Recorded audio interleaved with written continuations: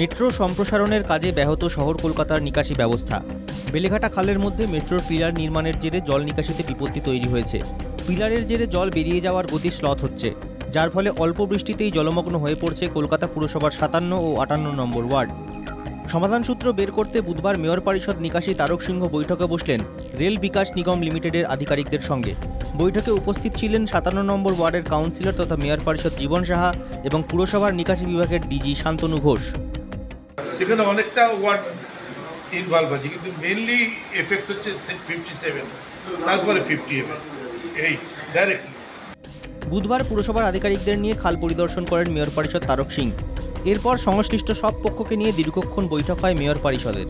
বৈঠকে শীঘ্রই পরিস্থিতি সামলানোর আশ্বাস দিয়েছে রেল বিকাশ নিগম লিমিটেড।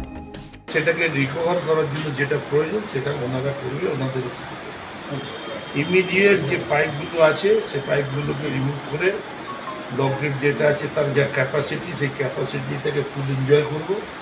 যদি দেখা যায় যে সেই ক্যাপাসিটি এনজয় করেও জল জমছে তাহলে এক্সট্রা পাম্প আরবিএল লাগবে।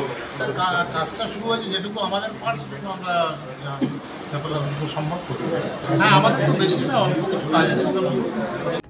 বুধবারের বৈঠকে নেওয়া সিদ্ধান্ত ঠিকমতো কার্যকরী হলে দ্রুত সমস্যার সমাধান হয়ে যাবে বলে মনে করা হচ্ছে। এখন বাস্তবে বৈঠকের সিদ্ধান্ত কবে কার্যকরী হয় নাকি আবার কোনো নতুন জটিলতা তৈরি হয় সেটাই দেখার। দেবারতী ঘোষের রিপোর্ট, NKTV বাংলা।